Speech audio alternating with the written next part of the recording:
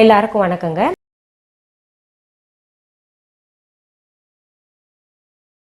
இன்னைக்கு பார்த்தீங்கன்னா உங்களுக்கு நல்ல ஒரு கிரேவி சொல்லி தர போறேங்க. Spicy gravy. தலைப்பு பேரே பார்த்தீங்கன்னா ஸ்பைசி ஆலு.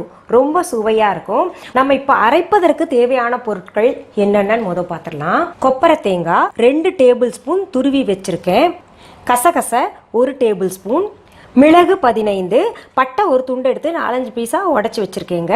அப்புறம் ஜாதி பத்திரி ஒரு துண்டு எடுத்திருக்கேன். சீரகம் 1 டேபிள் ஸ்பூன், சோம்பு 1 டேபிள் ஸ்பூன், 2 டேபிள் ஸ்பூன் மல்லி, 8 மிளகாய்.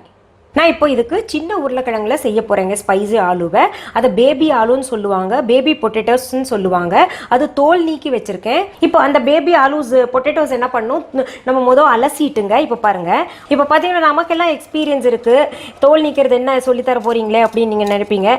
பட் புதுசாக சமைக்கிறவங்கெல்லாம் நிறைய பேர் பார்க்குறாங்க இந்த ரெசிபீஸ் எல்லாம். அதனால் இந்த தோல் நீக்கிறது இந்த கத்தியை வச்சு இப்படி மேலாக எல்லாத்தையும் நீக்கிடணும்.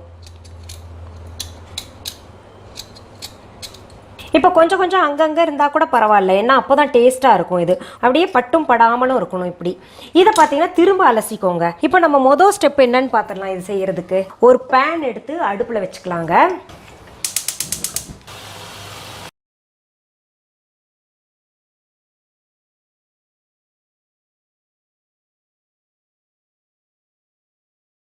இப்போ பாருங்க, நல்லா அரைச்சிருச்சு பாருங்க. இது நல்லா பேஸ்ட் பண்ணியாச்சு, அரைச்சாச்சு. இது அப்படியே நகர்த்தி வச்சுக்கோங்க. நல்ல வாசனைங்க. இந்த அரைச்ச மசாலா பொருட்களை தனியாக எடுத்து வச்சுட்டேங்க. இப்போ நம்ம மொதல் பார்த்த பொருட்கள் எல்லாம் பார்த்தீங்கன்னா மசாலா அரைப்பதற்கு.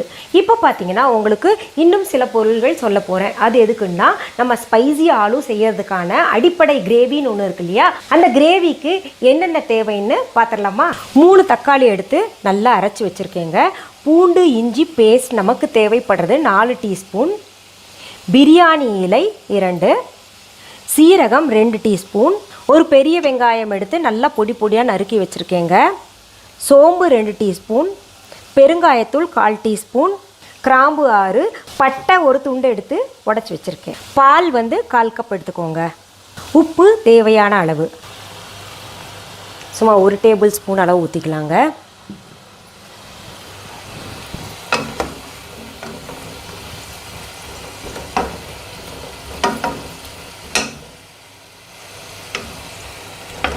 எண்ணெய் காஞ்சிருச்சுங்க.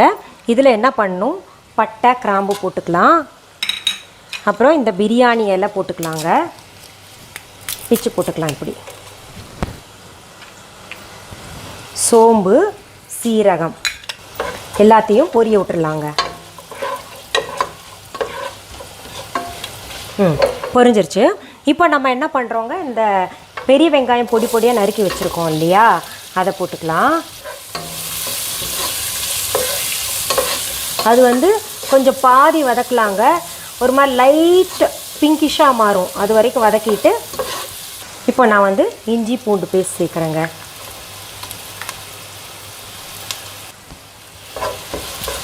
பச்சை வாசனை போகிற வரைக்கும் நம்ம வதக்கிக்கலாம்.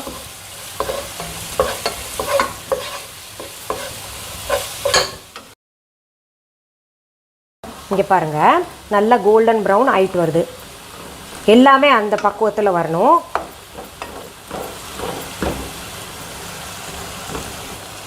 இன்னும் கொஞ்சம் வேகட்டும். இப்போ பாருங்கள், இது நல்லா பச்சை வாசனை போயிடுச்சுங்க. இங்கே மணம் வருது. இப்போ நம்ம என்ன பண்ணுவோங்க, இந்த தக்காளி நல்லா கூழாக அரைச்சி வச்சுருக்கோம்ல, அதை சேர்த்துக்கலாம். இந்த பெருங்காயத்தூள் இதில் சேர்த்துக்கலாங்க. பெருங்காயத்தூள் ஏன் முன்னையே போடலைன்னா, முதவே நம்ம ஸ்பைசஸ் எல்லாம் போட்டு தாளிச்சிருக்கோம். அது கூட போட்டால் இந்த வாசனை வராதுன்றதுக்காக நான் இப்போ சேர்க்குறேன். இதில் உப்பையும் சேர்க்குறேங்க. தேவையான அளவு உப்பு போட்டுக்கலாம்.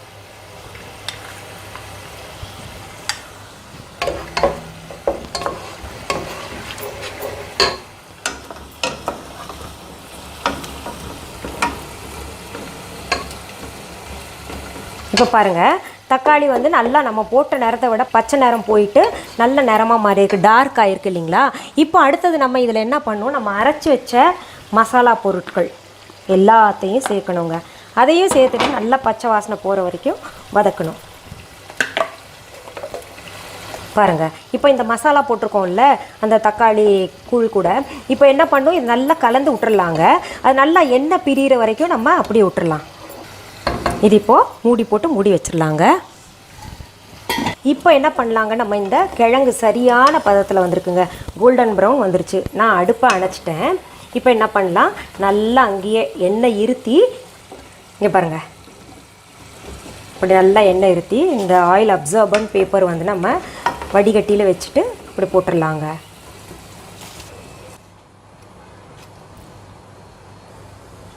இப்போ பாருங்கள், நம்ம மூடி போட்டு வச்சுருந்தோம் இல்லையா, திறந்து பார்க்கலாம். பாருங்கள், நல்ல திக்னஸ் கரெக்டாக இருக்குங்க.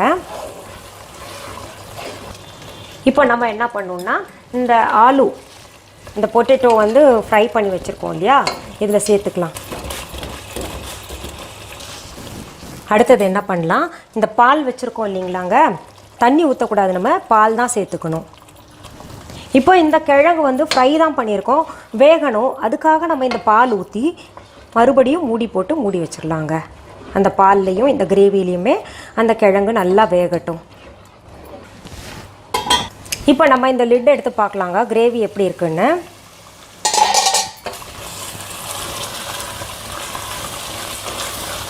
சரியான பதத்தில் இருக்குங்க. இப்போ உருளைக்கிழங்கு வெந்திருக்கான்னு பார்ப்போமா? பாருங்கள், நம்ம உடைச்சா அப்படியே இந்த உருளைக்கிழங்கு வந்து பொழக்க முடியுது. அதனால் வந்து நல்லா உருளைக்கிழங்கு வந்துருச்சுங்க. இப்போ என்ன பண்ணலாம், நம்ம இது ட்ரான்ஸ்ஃபர் பண்ணிக்கலாம். சுவையான ஸ்பைசி ஆலு கிரேவி, அதாவது செமி கிரேவி இது.